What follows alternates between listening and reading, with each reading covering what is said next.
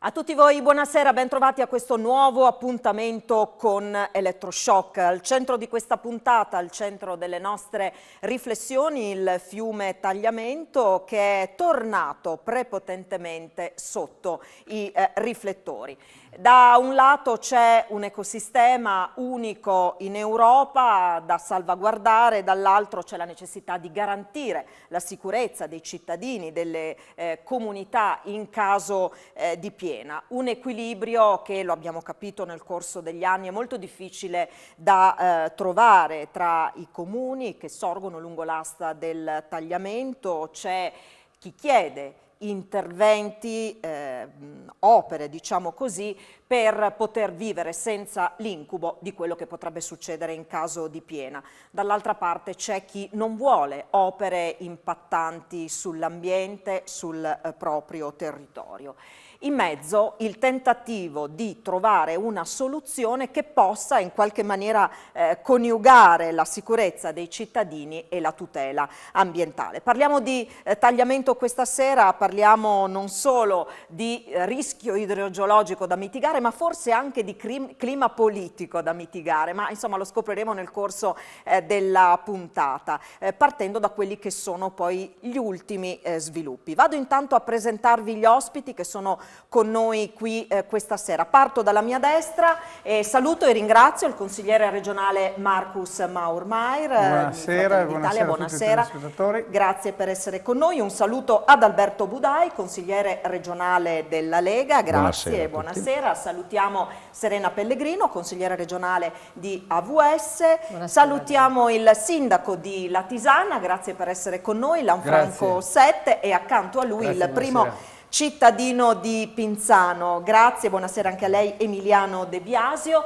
E poi Franca Pradetto, presidente dell'associazione Assieme per il Tagliamento. Grazie a tutti voi per essere qui con noi questa sera, un tema molto sentito dal territorio, un tema sicuramente delicato. Per iniziare il nostro ragionamento vi propongo subito una clip realizzata dal nostro Andrea Pierini che parte proprio dalle ultime novità.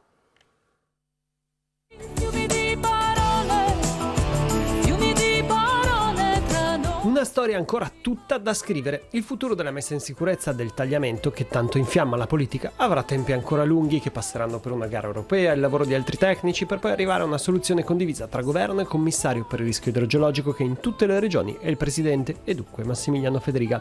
La novità è dei giorni scorsi e vede la disponibilità presentata dall'Associazione Agricoltori in Medio Tagliamento di cedere, a valore di mercato, 400 ettari di terreno dove creare casse di espansione, ettari che potrebbero salire a 1000 più altri 1000 di demanio. Una partita su cui potrebbe giocare anche l'Unione Europea. Con questo passaggio invece facciamo un passo in avanti importante, quello di poter mettere sul piatto diverse opzioni progettuali, valutandone quali sono gli impatti sia dal punto di vista ambientale, sia dal punto di vista economico, sia dal punto di vista tecnico. Qual è il ruolo dell'Europarlamentare? Beh, intanto qui si applica una direttiva che è stata anche molto controversa, quello sul ripristino di natura, che in questo caso invece andrebbe bene. Poi però bisogna anche reperire i fondi. L'Europa è l'Europa della burocrazia, ma è anche l'Europa delle opportunità. Ci sono parecchi fondi a disposizione, adesso bisogna andare a caccia e portarli a casa. A questo punto le soluzioni sono diverse e vanno dalle casse di espansione in alveo tra Pinzano e Dignano, la traversa di Dignano, ma anche possibili aree golenali o fuori alveo, oppure il ripristino della foce. Non resta che attendere. Fiumi di parole, fiumi di parole tra noi, prima o poi ci portano via. Questa in sintesi una lunga storia che prosegue ormai da decenni, partendo poi da quelli che sono gli ultimi sviluppi. Non c'era la possibilità di avere in studio i rappresentanti di tutti i comuni che sorgono lungo il tagliamento, ne abbiamo invitati due, credo che sia giusto oggi partire proprio da loro. Partirei dal sindaco di Latisana, Sette. Allora, da poco c'è stato l'anniversario, la celebrazione dell'anniversario, sono trascorsi trascorsi 60 anni dalla terribile alluvione. Questa ovviamente è stata un'occasione per ricordare le vittime, ma anche per fare un'ulteriore riflessione rispetto a questo tema. Siamo ormai abituati a raccontare e dar conto delle continue allerta meteo che ci sono sul territorio, l'ultima diramata gialla, diramata proprio oggi. Per questo voglio partire dalla Tisana e capire qual è la preoccupazione e lo stato d'animo della comunità.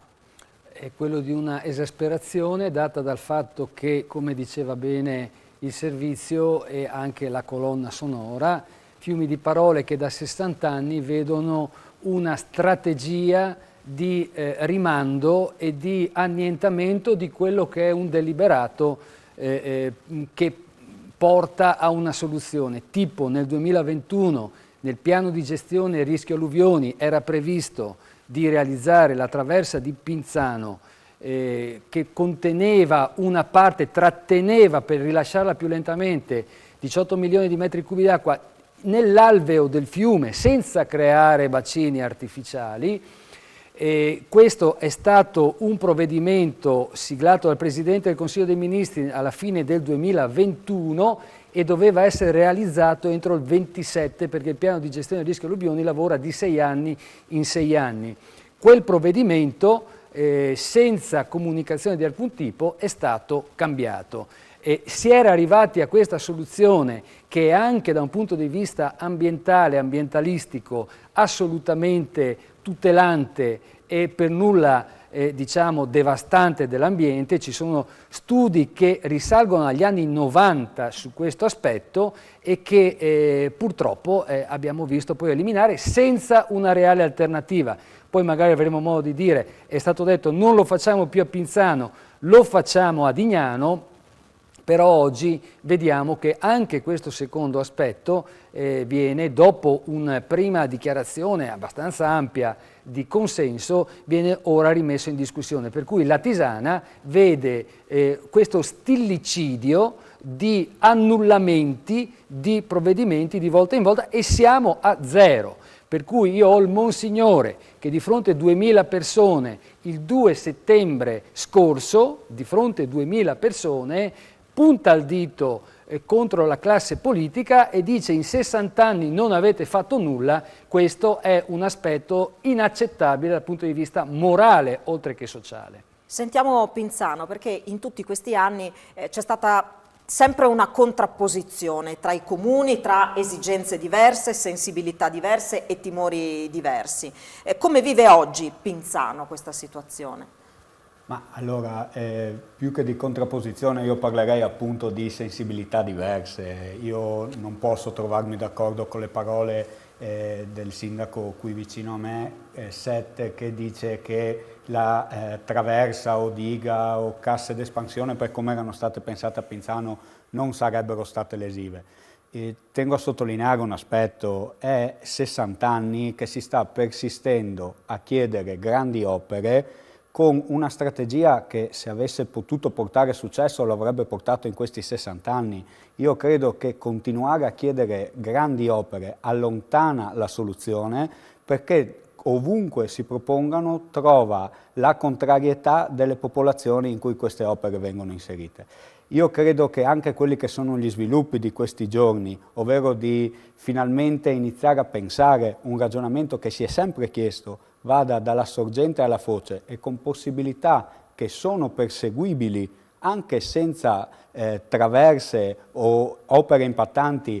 Qualcuno ha riparlato di casse d'espansione? Assolutamente no, non riparliamo di casse d'espansione, ci sono gli studi del CIRF, ci sono alternative. Io credo che se anche con il sindaco Sette con forza chiedessimo questo tipo di studi che abbiano un consenso su tutta l'asta del fiume e che soprattutto guardino al fiume nella sua multifattorialità e non solo come un problema di gestione idraulica, io credo che la soluzione anche per la Tisana sarebbe più vicina. Un veloce commento: che la traversa Pinzano, oltre che forse nemmeno risolutiva per il problema di La Tisana, era anche tecnicamente difficile, soprattutto da mantenere, e quindi lasciava delle incognite nel momento dell'utilizzo, lo ha detto l'ingegner Canali in quarta commissione regionale.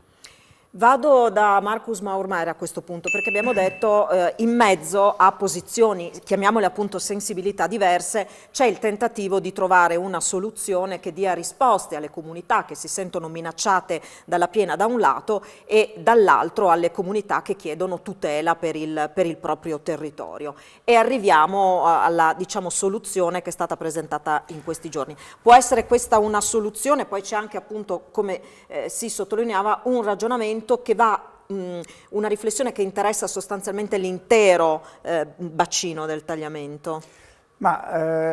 Io spero di essere abbastanza sintetico, ma il discorso è molto complesso, perché d'altronde siamo di fronte a interessi divergenti che devono convergere su un'unica soluzione che riguarda il fiume. E allora va ricordato che dopo quello che è stato definito il nuovo piano di gestione del rischio alluvionale, con una serie di opere, la traversa di Dignano, le casse di espansione fuori alveo a Varmo con una traversa che comunque è sotto il ponte di Madrisio, e le opere da completare, perché qualcosa in realtà alla Tisana è stato fatto, le diaframmature degli argini ad esempio, come l'innalzamento del ponte ferroviario, quindi non è proprio vero che in 60 anni non è stato fatto nulla, ma diciamo che sicuramente ancora molto deve essere fatto. Allora siamo in una fase in cui, dopo un confronto voluto dal Consiglio regionale su una mozione che ha portato i sindaci a indicare 12 esperti che si sono confrontati con l'autorità di bacino, sono state individuate una serie di perplessità che hanno portato a decidere che nell'ambito di quello che è il contratto, il codice degli appalti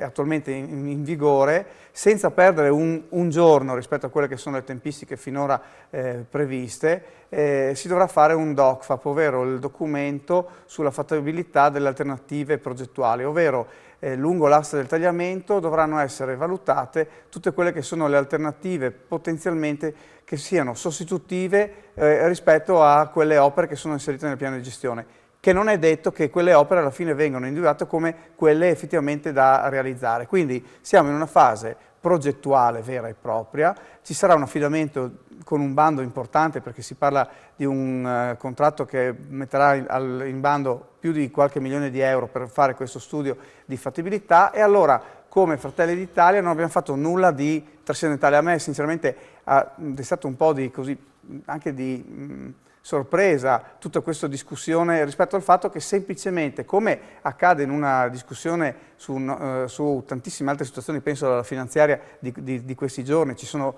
i partiti della stessa maggioranza che fanno le più disparate proposte. Noi abbiamo semplicemente intercettato l'anno scorso, durante l'audizione del 4 novembre, gli agricoltori soci dell'Associazione Agricoltori Medio Tagliamento, che avevano dichiarato che erano disposti a trattare per la cessione dei loro terreni in alveo.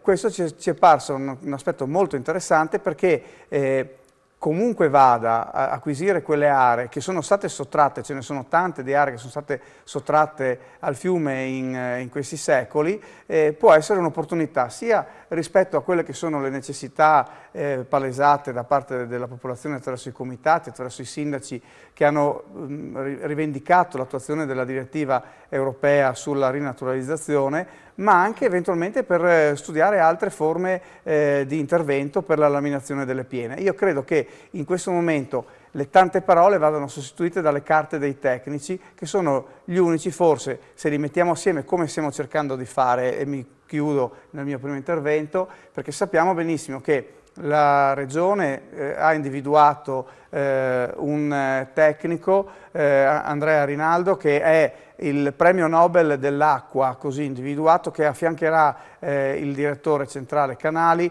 nella definizione di quello che è il percorso da fare. Ci saranno i tecnici che anche la stessa autorità di bacino ha riconosciuto, nominati dai comuni, che rappresenteranno i comuni, che potranno interagire. Stiamo facendo in modo di dare una risposta definitiva, senza perdere tempo, alla comunità di Latisana e non solo, per andare avanti rispetto a quello che è un percorso ineludibile, che è quello che viene prima di tutto di dare la sicurezza alle persone che vivono nella zona della foce. Ci fermiamo, una pausa per la pubblicità, poi andiamo naturalmente a sentire anche le altre voci. A tra poco.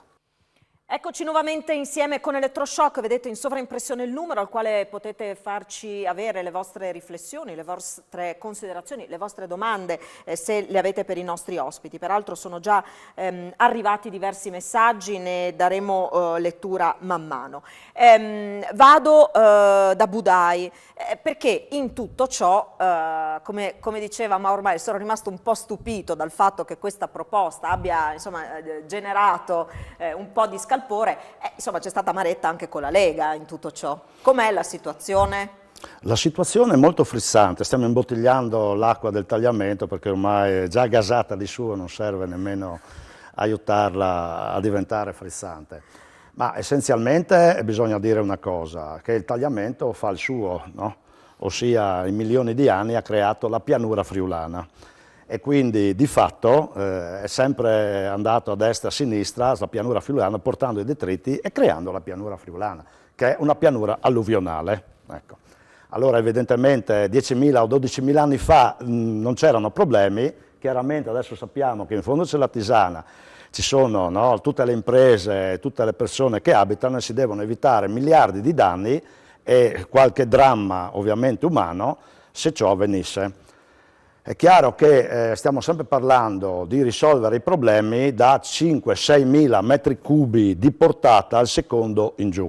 È chiaro che se arrivasse una piena da oltre 8, 9, 10 mila metri cubi, l'unica cosa da fare è con urgenza ovviamente è sgomberare la Tisana e tutti i territori limitrofi. Allora non c'è solo una soluzione, a mio avviso, perché ovviamente è stata indicata in questo momento e vedremo il lavoro dei tecnici cosa porterà. Sicuramente la diga, oppure chiamiamola chiaramente il nuovo ponte di Dignano con delle paratie mobili che potrebbero contenere, è una soluzione, che sicuramente dovrebbe essere affiancata al fatto che i sedimenti nel tagliamento in maniera naturale e non sconvolgendo l'alveo e la sua naturalità devono essere gestiti, perché il tagliamento fa il suo, ovviamente si riempie. Abbiamo visto le immagini dei ponti che sicuramente 100 anni fa, no, l'alveo era molto più basso, ma i nostri nonni andavano anche a pulirlo ogni tanto, ma sicuramente se il rischio aumenta è evidente che si deve prevedere delle zone dove il fiume può esondare per evitare chiaramente dei danni maggiori all'abitato, alle imprese e agli esseri umani che abitano la pianura. In tutto questo chiaramente ci sono state varie situazioni, varie ovviamente conferenze di servizi e varie proposte, alcune bocciate, alcune riprese, fra cui le casse di espansione che erano state bocciate, fra l'altro anche sonoramente proprio da chi adesso propone che vengano acquistati i terreni. In tutto questo ovviamente c'è, possiamo dirlo, una spinta da parte ovviamente dei nostri alleati di centrodestra che probabilmente potrebbe sembrare che non coinvolgano in primis il commissario straordinario che è il presidente Fedriga, che è quello che deve poi rispondere sicuramente della gestione del territorio e della sicurezza del tagliamento. E poi in secundis potrebbe essere la stessa commissione, la stessa ovviamente consiglio che poi a un certo punto dovrà dare un'idea. Da qui nascono ovviamente, chiamiamole così, certe incomprensioni. Però vorremmo riportare nell'alveo ovviamente della discussione politica per arrivare presto a una soluzione condivisa senza fughe in avanti. È stata una fuga in avanti? Avete voluto scavalcare gli alleati di maggioranza? Ma direi proprio di no. Sono attività che riguardano quelli che sono i gruppi consigliari, che sono anche quelle iniziative dei singoli consiglieri. È passato un anno da quando l'Associazione degli Agricoltori Medio Tagliamento ha manifestato in commissione questa disponibilità. È semplicemente stata fatta un'azione di messa in evidenza di quella che può diventare un'opportunità. Questo forse può aver spiazzato, lo posso anche comprendere, ma ritengo che come rivendico anche la libertà di poter segnalare delle iniziative e tra l'altro anche in modo trasparente, perché in realtà della cosa ne avevo parlato sia con il Presidente in un incontro che avevo avuto con lui, come con l'assessore, come con diversi sindaci interessati, tra i quali anche alcuni presenti qui quest'oggi. Quindi non è un colpo di matto, non è un colpo di scena, è semplicemente un aggiungere un'opportunità, tenuto conto che è stato definito che deve essere fatto uno studio, un DOCFAP unico lungo tutta l'asse del tagliamento. Se non cogliamo questa opportunità in questo momento, anche perché questo sicuramente desta l'interesse anche da parte di una corposa porzione della popolazione che è molto sensibile a quelli che sono i temi dell'ambiente. E allora, siccome il DOCFAP deve essere comunque fatto, quindi non stiamo perdendo un secondo rispetto a quelle che sono le tempistiche calendarizzate, quindi diamo anche un messaggio di tranquillità al Sindaco Sette e a tutta la sua comunità, non stiamo perdendo tempo, stiamo semplicemente facendo in modo di ascoltare, di mettere insieme interessi divergenti perché diventino convergenti. Se Fratelli d'Italia ha fatto arrabbiare la Lega, ha invece raccolto il plauso di Serena Pellegrino, no? Ha detto che finalmente un cambio di passo. Questo è certo, questo è certo.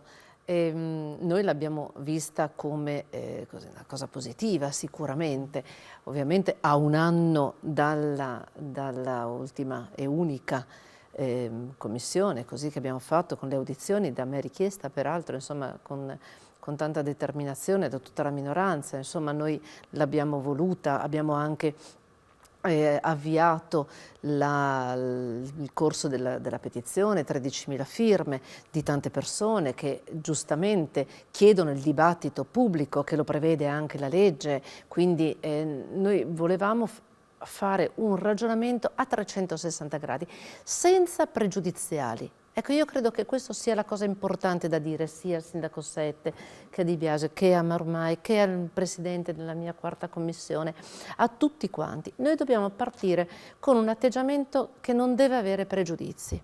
L'obiettivo qual è? Che il fiume Tagliamento possa mantenere la sua naturalità, perché questo è fondamentale.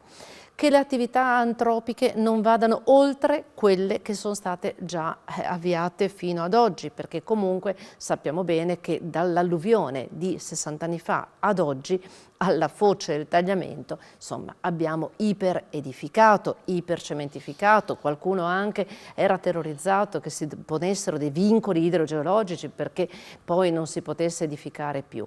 Ecco, penso che questo processo, questo percorso che abbiamo vissuto negli ultimi decenni debba finire, si debba stoppare, ma ovviamente coloro che in questo momento sono lì e rischiano e soffrono il peso del fiume Tagliamento devono essere rassicurati.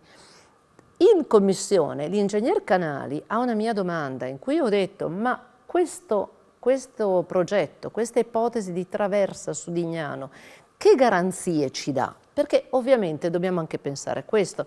Se noi facciamo un'opera particolarmente invasiva che manifestatamente insomma, cambia la naturalità del fiume, ma che ci dà la garanzia comunque che le abitazioni e le popolazioni che sono alla foce sono in sicurezza. Non esiste una possibilità per cui c'è un rischio zero. Queste sono le testuali parole di Ingegner Canali. Ecco, questo secondo me è molto importante. Poi, se il progetto proposto, e che l'abbiamo scoperto, ma tanto per la prima volta lo scopre la Lega per mezzo stampa, noi generalmente scopriamo sempre tutto a mezzo stampa, per cui la cosa non mi ha stupito minimamente, stavo mangiando, ho visto il telegiornale, ho visto il collega Maormai con l'assessore Scoccimarro che ci raccontavano questa cosa, ho impiegato 48 ore per cercare di capire di che cosa si parlasse e ho detto che forse il luogo deputato era la commissione, tant'è vero che oggi stesso abbiamo, con il nostro ufficio di presidenza, abbiamo detto che al 4 di novembre ci sarà questa commissione in cui si parlerà con tutti gli auditi, perché quello è il luogo e il luogo deputato. Allora, la fermo un attimo perché stanno arrivando tanti messaggi ed è giusto, insomma, dare voce anche ai telespettatori che ci scrivono. Ci avete scritto in tanti, alcuni anche messaggi piuttosto articolati, necessariamente vado a sintetizzare.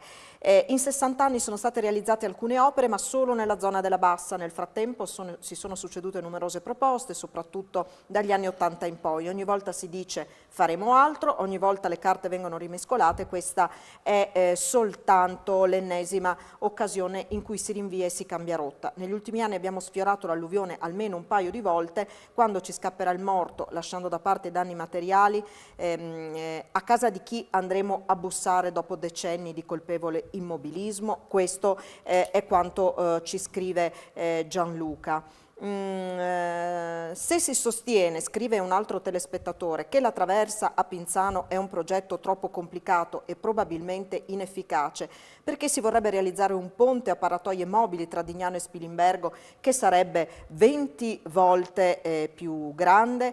E ancora, buonasera, vorrei fare una domanda. Nella zona di Pinzano, a Monte a Valle, il tagliamento è libero. Nella zona di Latisana è soffocato e vincolato dalle costruzioni. Perché non si ragiona sul svincolare il tagliamento nella zona di Latisana, lasciando che le piene abbiano la possibilità di sfogarsi in spazi più ampi e adeguati senza rovinare la zona di Pinzano, che tra l'altro il tagliamento lì è splendido, scrive Maurizio. Faccio rispondere a questo punto al sindaco Sette. Sì, no, allora innanzitutto va chiarito che le attività sul fiume non sono state fatte nella parte bassa. Allora il fiume e la Tisana, se parliamo della Tisana, ma tutta la parte bassa, 200 anni fa il fiume era a 500-600 metri rispetto agli argini attuali. Il fiume correva qualche centinaio di anni fa all'altezza di Concordia Sagittaria, e quindi va proprio informata la popolazione su quella che è la dinamica storica, morfologica di questo territorio, perché veniamo accusati di aver costruito la città sul greto del fiume, ma questo è semplicemente un falso e peraltro rivela una grandissima superficialità, perché vuol dire non conoscere. Noi abbiamo fatto un convegno con il comitato del 60° dell'alluvione in cui abbiamo con un geologo che si chiama Alessandro Fontana spiegato bene come si è spostato il fiume arrivando a lambire una città che ha 1000 anni di storia. Poi le costruzioni sul fiume sono state fatte e hanno alterato il corso del fiume, soprattutto nella parte alta. C'è una fortissima antropizzazione. Se pensate che a Dignano, vicino al ponte attuale, il letto del fiume è stato ridotto di 2/3, è stato stretto di 2/3 e è stato sottratto l'alveo al fiume e per le coltivazioni, realizzando delle opere alte circa 1,5 metri che si chiamano pettini.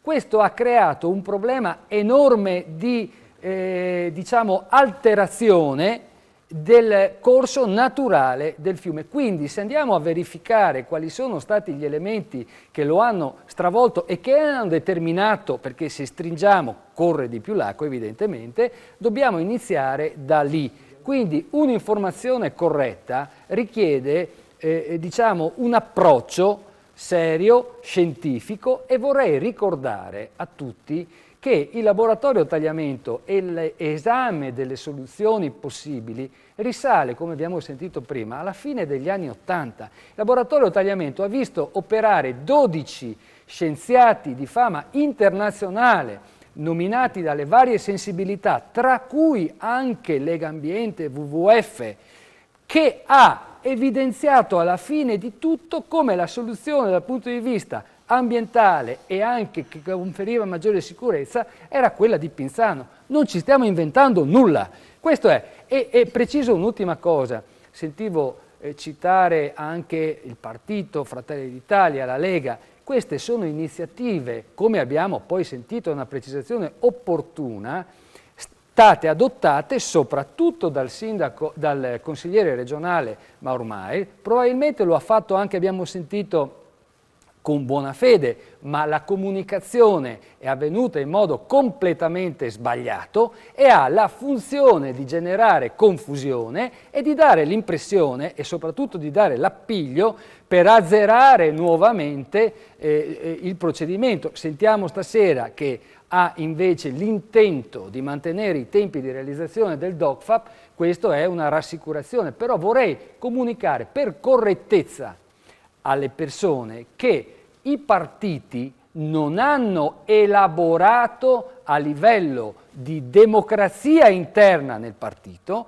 questo tipo di soluzione. Quindi dire che un partito piuttosto che un altro ha portato avanti quella soluzione significa fare riferimento a dei livelli di gestione amministrativa, di rappresentanza istituzionale che non sono un partito che rappresenta tutti, compreso i cittadini della nostra zona. Allora, andremo a sentire poi anche Franca Pradetto, faremo rispondere su questo a Maurmair, però al sindaco di Latisana, visto che ci sono almeno 3 telespettatori che fanno domande similari, chiedono indicazioni a proposito dell'inversione delle portate tra il cavrato e il tagliamento. Qualcuno scrive che questo va a favorire interessi speculativi nel vicino Veneto, peggiorando quella che è la situazione nel comune di Latisana. È un rilievo corretto perché il cambio del PGRA ha portato, con un sistema molto complicato, ma in 2 parole, l'attuale assetto che porta 2.400 metri cubi sul cavrato e 1.200 alla foce di Lignano attraverso il comune di Latisana,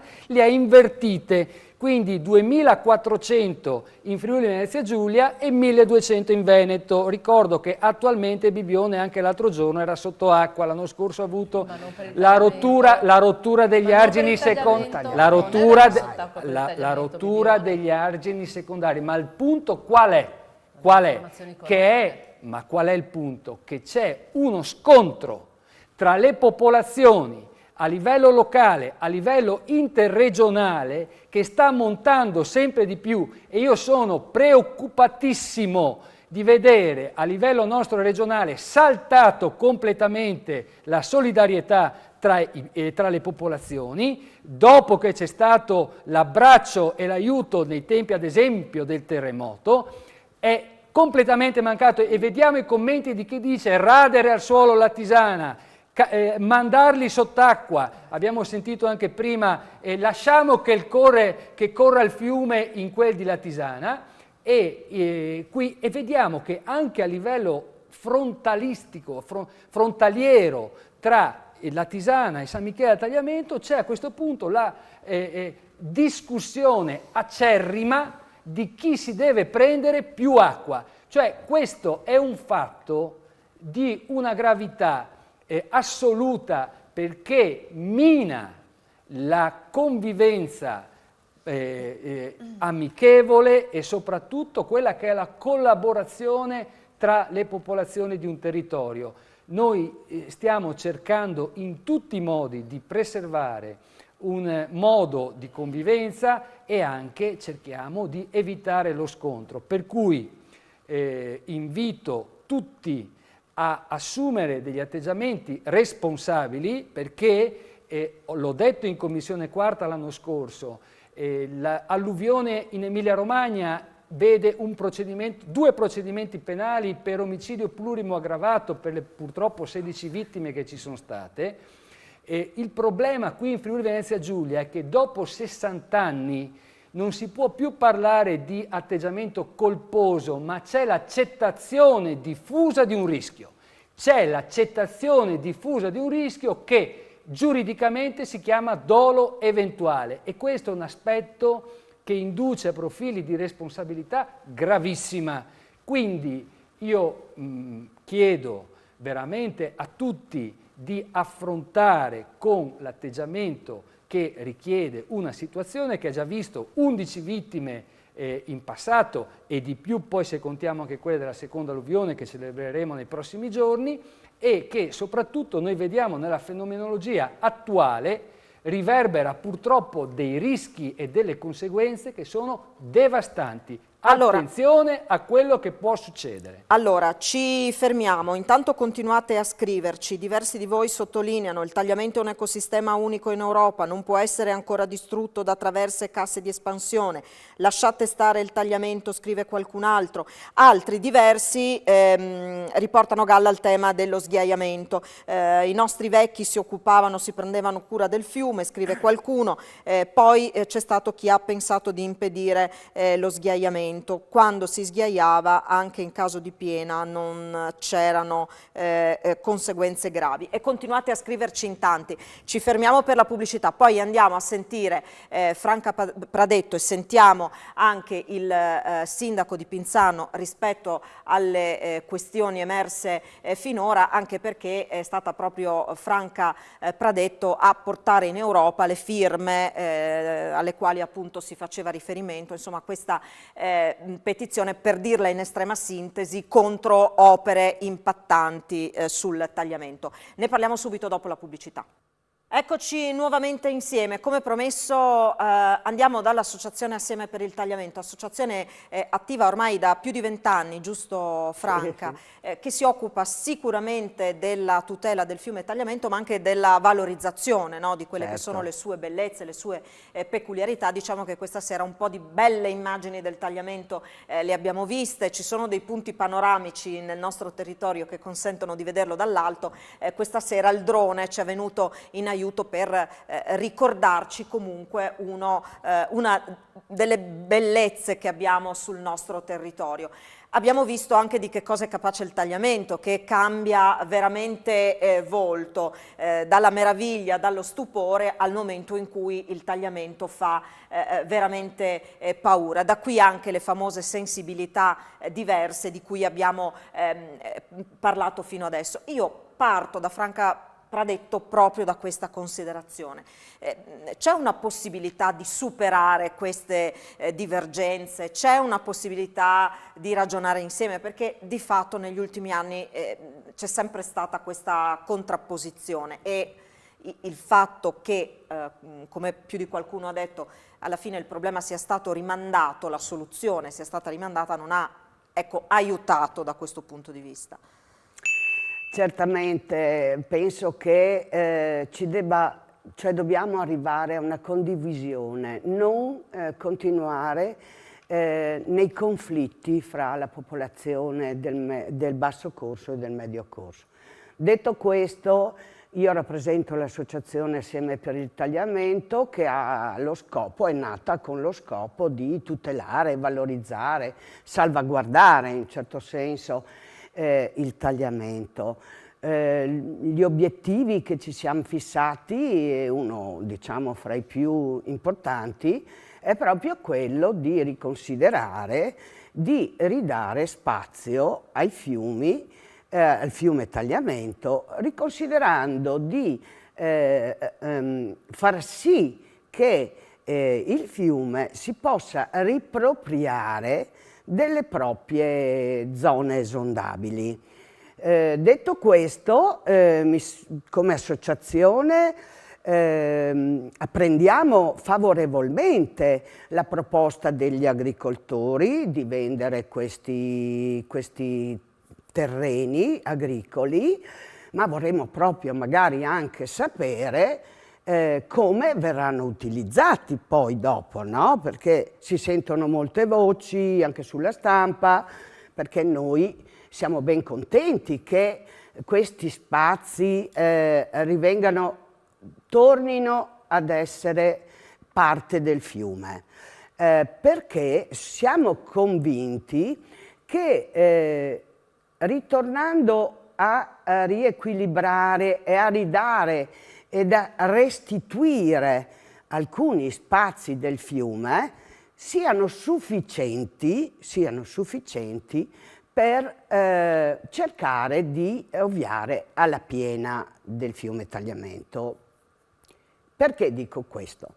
Perché, ad esempio, faccio esempio e proponiamo anche questo, ad esempio la piana di Osopo, no? Per salvaguardare diciamo, la zona industriale, si è ridotto, si è piazzato l'argine all'interno dell'alveo del fiume. Cioè questo è sbagliatissimo. Allora adesso perché non tornare a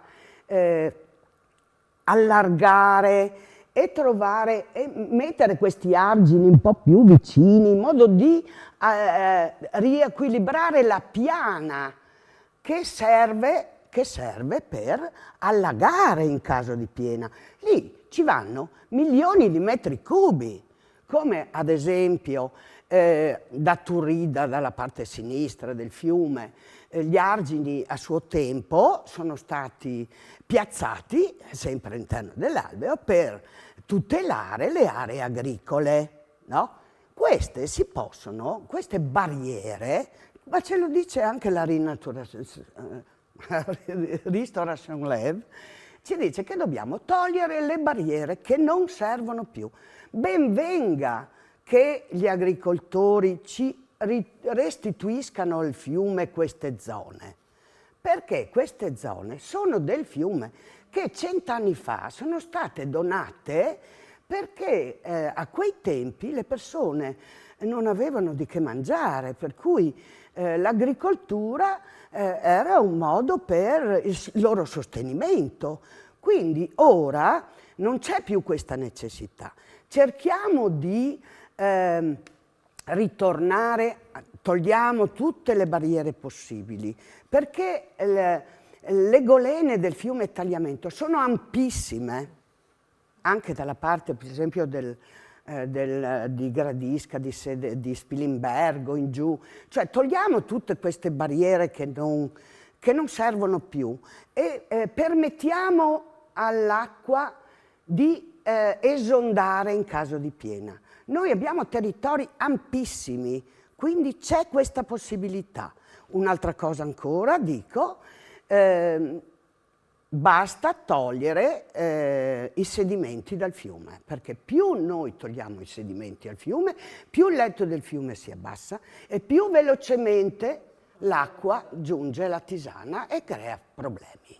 Quindi 300.000 metri cubi sono stati tolti dal ponte di Pinzano, dal ponte di Cimano al ponte di Pinzano. 300.000 metri cubi di quelli che sappiamo, perché non puoi stare lì a contare i camion, è un po' difficile, no? Bisogna che i sedimenti rimangano nel fiume in modo che l'acqua, quando scende, possa arrivare a livello e poter esondare nelle aree esondabili. Quindi sghiaiare troppo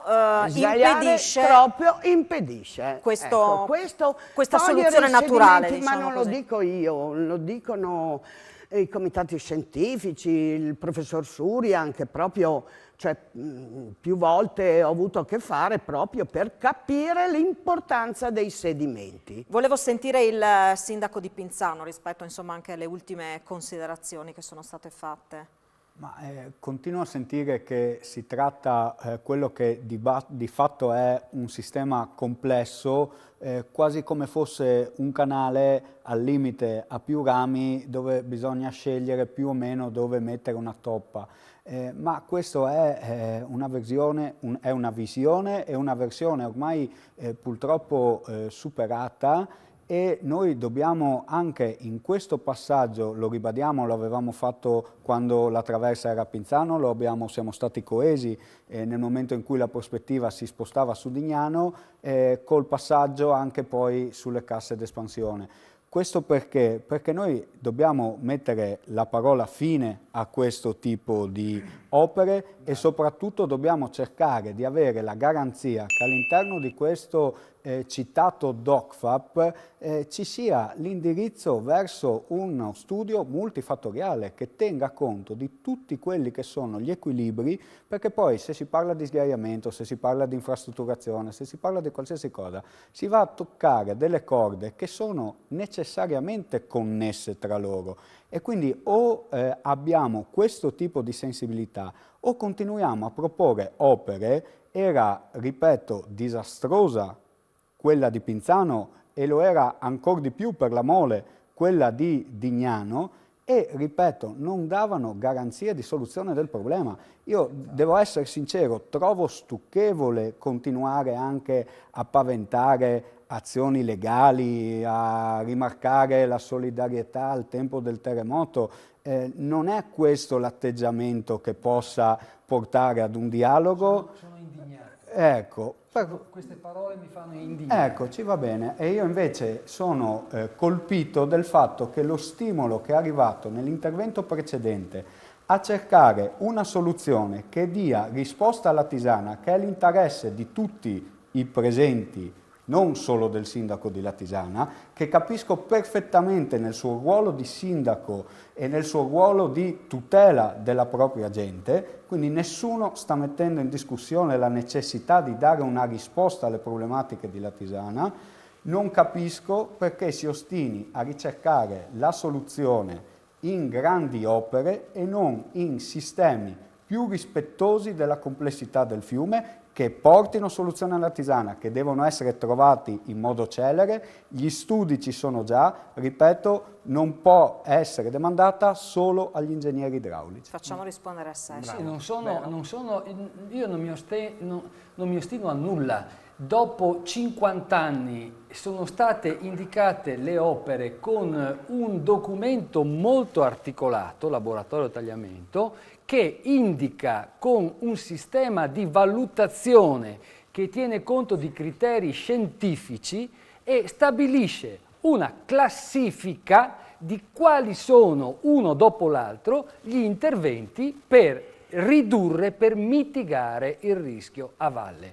Quindi questa diciamo, narrazione che abbiamo sentito adesso significa semplicemente propagandare un'idea rifiutando le conclusioni tecnico-scientifiche di non uno tecnico, uno scienziato, ma di decenni di lavoro dei massimi esperti del settore, a cui il sindaco di Pinzano bellamente dice ma lasciamo perdere la solidarietà del terremoto e dice non facciamo nulla di tutte quelle opere, cioè nessuna, e rinaturalizziamo. Io con questo tipo di dialogo, voi capite che è tra l'altro, io invito a considerare, dato che lei diciamo così, ripudia l'aspetto giuridico, lei sta commettendo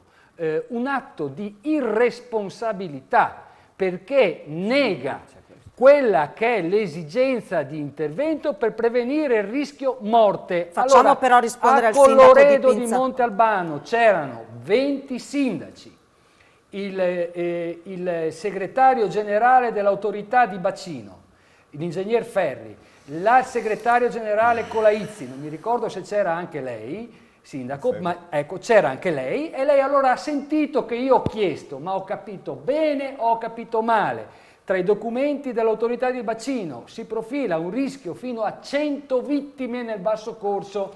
Se sbaglio, me lo dica di fronte a tutti. E voi avete sentito l'ingegner Ferri che non ha negato per nulla, anzi.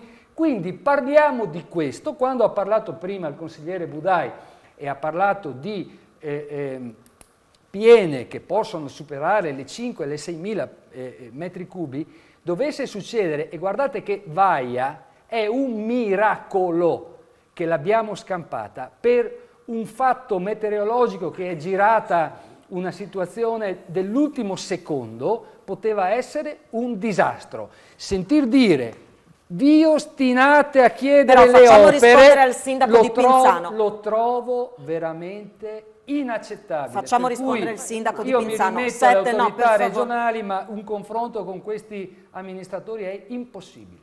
Sindaco di Pinzano. Sì, io devo essere sincero, non sento, siamo in diretta, non sento la necessità di rimarcare quello che ho detto, perché l'ho detto e chi ha ascoltato probabilmente qualcosa di diverso da quello che è appena stato parafrasato. Detto questo, se parliamo di laboratorio tagliamento parliamo di un discorso che si è chiuso con una doppia votazione del tutto discutibile, non era la prima votazione, non aveva portato alla traversa di Pinzano, operazione peraltro abbastanza simile, come per dire che comunque a certi inciampi siamo anche abituati a quella dei vituperati 12 esperti che dovevano essere 5, dovevano essere i 5 più votati, sono poi diventati a sorpresa tutti dentro. Se però parliamo di esperti, ci sono decine e centinaia in realtà di firmatari internazionali che pongono sul tavolo delle soluzioni che non prevedono le opere. Nella stessa riunione citata dal sindaco di Latisana c'era l'ingegner Canali, che lo ripeto, ma non per ripetermi, perché vorrei far passare un concetto, che in quarta commissione, quindi in una seduta pubblica, ha dichiarato che quella soluzione lì poteva non portare beneficio alla Tisana, ma soprattutto era di difficile gestione e manutenzione e quindi potrebbe di conseguenza non aver portato la soluzione alla Tisana. Quindi quando si parla di giudizio, si parlerà di giudizio anche a chi si ostinava a chiedere delle situazioni superate dalla storia. Nego recisamente, non è così. Allora, ci fermiamo, abbiamo un'ultima pausa per la pubblicità, poi torniamo in studio. È rimasto poco tempo a disposizione questa sera, però ecco, l'avete sentito da come si è svolto fin qui il dibattito, che la questione è particolarmente sentita dal territorio, la questione è particolarmente delicata. Eravamo partiti parlando di sensibilità diverse anche dai tanti messaggi che ci state scrivendo. Mi scuso se non riusciamo a leggerli tutti, ma ci avete scritto davvero in tantissimi e c'è di fatto la stessa divisione che abbiamo respirato in studio. Le posizioni sono diverse, distanti, in alcuni casi davvero molto, molto distanti. Per la politica sarà questa una bella sfida, sarà sicuramente una bella sfida. L'impegno da parte nostra è di tornare sul tema, di continuare a parlarne. Abbiamo detto che il 4 novembre appunto c'è la riunione della Commissione, quindi quella sarà sicuramente un'ulteriore occasione per tornare sul tema. Ci prendiamo l'impegno perché è chiaramente un tema, è una questione molto, molto sentita dal territorio. Visto che abbiamo insomma dedicato nell'ultima parte della trasmissione molto tempo ai sindaci, ritorno dai 3 consiglieri regionali ai quali chiedo veramente brevissimamente una considerazione finale in chiusura di trasmissione, però ce lo siamo già detti, torneremo assolutamente sull'argomento. Maur Maier, una considerazione finale anche a fronte di quello che abbiamo sentito. Ma io credo che si stia cercando di andare oltre questa situazione di divergenza tra i territori e tutto quello che è stato fatto in questi anni da parte dell'amministrazione regionale va nella direzione giusta. Abbiamo individuato un iter, un procedurale chiaro, c'è adesso un DOCFAP che prevede la stesura di un piano che tenga conto anche delle alternative possibili, quindi si andrà avanti. È chiaro che responsabilmente tutti dovremo accettare quello che sono poi l'esito del lavoro da parte dei tecnici. Ribadisco che l'aver messo a disposizione una ulteriore opportunità con 400 ettari acquistati da parte della Regione nel caso in cui ci sia la disponibilità da parte si trovi l'accordo sul prezzo, ma significa mettere in realtà a disposizione un'area molto più estesa. Io ho mandato anche un'immagine riusciamo a farla vedere rapidamente, che fa comprendere quanto era grande, un po' alcune considerazioni sono assolutamente condivisibili. Si vede la differenza fra quello che è il tagliamento nel 1820 come ritratto dal Fonsac, mentre come è oggi. Quelle aree interessate sono più di 2000 ettari di terreno, che significa poter imbrigliare oltre 20 milioni di metri cubi di acqua, e quindi la portata ad esempio traversa di Dignano, che ne dovrebbe contenere 30, vuol dire ridurla in modo significativo. Quindi è su questo tema che abbiamo cercato di portare un nostro contributo senza cementificazioni, quindi lo voglio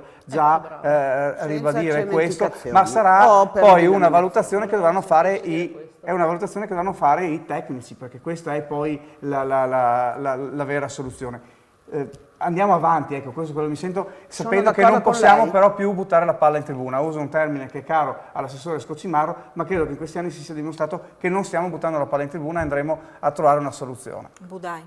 Ma mi piace che si cerchi da parte del consigliere Maumeier di dire che deve essere la massima condivisione. Spero che ci sia la condivisione per non arrivare a situazioni che per superare l'emergenza poi dovrebbero arrivare da un commissario ancora superiore, no? Tipo Ponte Morandi, per poter arrivare poi a una soluzione. Detto questo, ci sono più soluzioni e come ho detto prima non ci sarà solo una che potrà dare una soluzione definitiva. È evidente, come ha detto la Presidente del Comitato per il Tagliamento, questi terreni erano stati donati, a volte io mi dico ma saranno di nuovo donati o dovremo andare a espropriarli a altri prezzi? Detto questo, non tutti gli agricoltori probabilmente saranno d'accordo, però è sempre evidente che ci vuole la sicurezza del territorio e ci farà una valutazione assieme ai tecnici che ovviamente dovranno venire a rispondere, penso, in Consiglio e in Commissione. Costeranno sempre meno, credo, che le opere di laminazione che si sta discutendo, che si è discusso. Come giustamente dice Marcus Mormai, bisogna andare oltre. Il laboratorio a tagliamento ormai è di 15 anni fa, non teneva conto di tutte le nuove normative al quale noi adesso dobbiamo, ed è giusto che così sia, dobbiamo fare riferimento come Paesi membri. Serena Pellegrino. Beh, allora, visto che era la domanda che volevo fare io al collega sulla questione della cementificazione, perché noi ricordiamo le casse di espansione, il progetto delle casse di espansione che all'epoca avevamo combattuto e abbiamo ottenuto anche il risultato di non... Sandra si ricorda, perché certo, eravamo sicuramente se lo ricorderà e sentirci dire che comunque questa ipotesi non prevede cementificazione ci rasserena. Questo è molto buono, sicuramente. E una cosa volevo dire, rasserenare il Presidente, rasserenare anche il Sindaco Sette, e lo dico da architetto: costruire un'opera come quella della traversa di Dignano non risolverà il problema se il mese prossimo arriva una piena esattamente omologa a quella del 1966, anno in cui io sono nata, 10 giorni prima della mia nascita. Allora, invece una soluzione di questo tipo è una soluzione che prevede dei tempi brevissimi, perché comunque un'acquisizione di terreni, peraltro adesso abbiamo anche il denaro, ha detto bene anche Ciriani, evidentemente Ciriani su questo argomento si è interessato proprio in vista dell'ultima audizione che è stata fatta in Europa da parte di Franca Pradetto come presidente di Assieme per il Tagliamento, che ha portato le sue 13.000 firme, e quindi Alessandro Ciriani come europarlamentare evidentemente questo argomento l'ha sentito. Arrivo alla conclusione, per cui non essendo una così terrorizzata dal fare le opere visto insomma il mio mestiere, le opere devono essere però efficaci. A me sentir dire da parte del collega ingegner Canali che quell'opera lì non è a rischio zero mi fa già ipotizzare di andare alla ricerca di un'altra soluzione. Allora, prego la regia, visto che abbiamo sentito l'ingegner Canali a proposito dell'iter, visto che l'abbiamo citato in più occasioni, non lo abbiamo sentito rispetto alla questione dell'efficacia, diciamo, della soluzione per Dignano, però brevemente ci spiega come procederà l'iter. Sentiamolo. La prima fase che è in fase di avviamento è quella della redazione del cosiddetto DOCFAP, documento di fattibilità, che essendo il quadro esigenziale a livello di bacino idrografico verrà redatto a livello di bacino idrografico. Quindi con i fondi stanziati dal Ministero, che sono affidati come in tutte le regioni al commissario rischio idrogeologico, che per legge è il presidente della regione, di cui gli uffici regionali della direzione ambiente sono struttura tecnico-operativa, dovremo fare una gara a livello europeo, visto l'importo, e l'individuazione di un raggruppamento di professionisti multidisciplinari per la redazione di questo documento. Questo, come ha spiegato anche già l'assessore in audizione, ha un cronoprogramma e delle tempistiche. Cosa indica il codice degli appalti come contenuti di questo documento, indica la necessità di valutare varie ipotesi di intervento, compresa anche l'opzione 0, con poi motivatamente andare a convergere verso le soluzioni. Finita questa fase qui, il codice dà la possibilità di fare un dibattito pubblico e alla fine di questo dibattito andare a redigere un altro documento, il documento di indirizzo della progettazione, che sarà alla base poi per fare i progetti veri e propri, per cui la strada è ancora articolata e richiede certi tempi. Questo a chiudere il nostro ragionamento. Come abbiamo detto, non è assolutamente finita qui, l'impegno nostro è di ritornare sulla questione. Il 4 novembre c'è appunto la riunione della Commissione, al di là di questo torneremo sul tema che, insomma, se mai ci fosse stato qualche dubbio, è un tema certamente sentito dal territorio. Siamo andati assolutamente oltre il tempo a nostra disposizione. Io ringrazio tutti gli ospiti che sono stati qui con noi questa sera e li ringrazio anche per, insomma, aver partecipato sapendo che il tema era tosto, come si suol dire. Ringrazio naturalmente anche voi che ci avete seguito da casa, grazie per i tantissimi messaggi che ci avete mandato, mi scuso se non siamo riusciti a leggerli tutti, ma ci avete scritto in tantissimi e insomma in qualche maniera abbiamo cercato di leggere quelli anche più rappresentativi. Ripeto, c'è una divisione netta anche tra voi, insomma, che ci avete scritto e espresso le vostre considerazioni. Rubo ancora un minuto ai nostri ospiti e anche a voi da casa per chiudere con un servizio che nulla c'entra con il tema di questa sera, però vogliamo raccontarvi dell'impegno di Telefriuli sul fronte dell'informazione locale. La questione che abbiamo trattato questa sera la riprenderemo in mano perché c'è grande attenzione a questo territorio. Condividiamo questo servizio che vi racconta di quanto facciamo nel territorio per una ragione fondamentale, che è quella di ringraziarvi per l'affetto che ci dimostrate, ed è anche un impegno da parte nostra a continuare a raccontare questo territorio. Vi lascio con il servizio. Arrivederci, grazie anche a voi.